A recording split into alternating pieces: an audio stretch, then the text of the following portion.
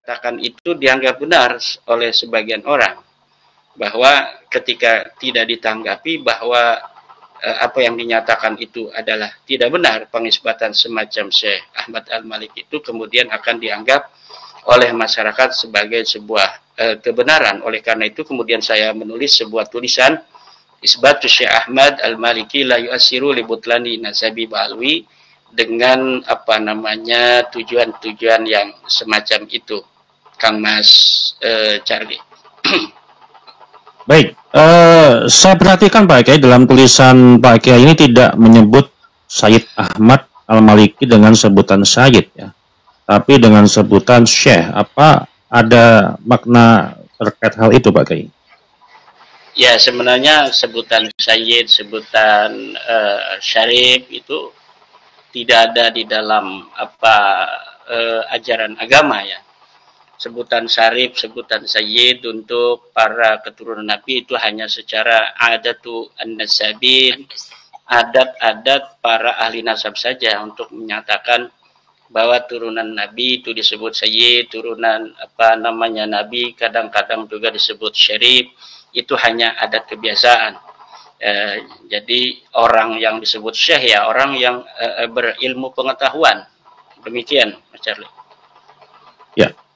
Baik, berarti maksudnya Pak Kiai, apakah nasab Sayyid Ahmad Al-Malik ini belum jelas atau seperti apa Pak Kiai? Ya, setiap nasab ya, nasab itu pengakuan klaim itu qabilun litahqiq ya. Qabilun litahqiq itu artinya semuanya menerima untuk bisa diteliti, bisa diverifikasi ya. Ya, kita sih berharap bahwa murid-murid daripada Syekh Ahmad tidak lebih jauh, lebih dalam membawa beliau ke dalam diskursus nasab yang ada di Indonesia ini, karena ini akan berkaitan juga dengan nasab beliau, karena beliau juga bagian dari orang-orang yang di dalam berbagai macam platform digital yang bisa kita baca itu ada nisbah kepada keluarga Nabi.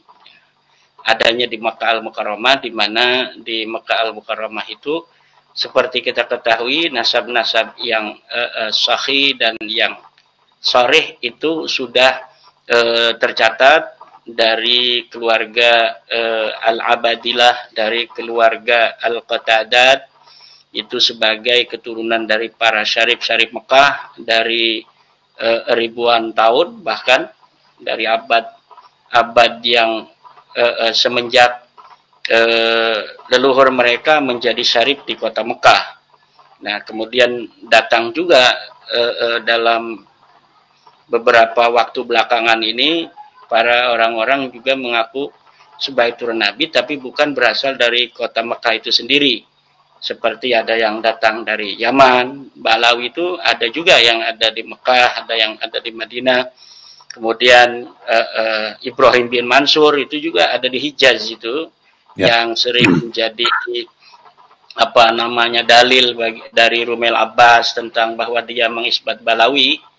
Itu juga termasuk orang-orang yang mengaku turun Nabi yang ada di Hijaz, yang kemudian nasabnya itu itu disebut da'iyun nasabil hashimi, orang-orang yang mengaku nasab Hashimi. Dan para asraf di negeri Hijaz itu telah memberikan bantahan-bantahan yang bisa kita baca di dalam platform-platform web-web yang ada di Arab Saudi tentang nasabnya Ibrahim bin Mansur yang tidak terbukti atau ditolak sebagai keturunan dari Rasulullah SAW.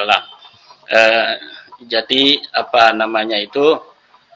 semua nasab-nasab yang datang ke Mekah tapi bukan berasal dari keluarga-keluarga Mekah asli itu, ya qabilun litahqiq itu, karena makan iqamah, tempat mereka itu bermukim, itu bisa menjadi dalil tentang kesahihan nasab menurut ahli nasab ya.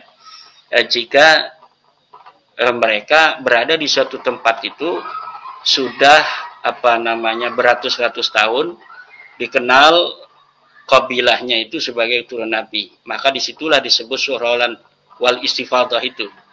Nah, ini untuk nasab-nasab yang semacam ini, seperti nasab dari Al-Abadilah, Al-Qatadat, itu walaupun tidak menggunakan dalil, yang penting itu zu'ama'u al-qabailnya itu mengakui, maka orang yang menisbahkan diri terhadap nasab Qatadat, terhadap nasab Abadilah, itu bisa kita akui kesahihan nasabnya kepada baginda Nabi Sallallahu Alaihi Wasallam.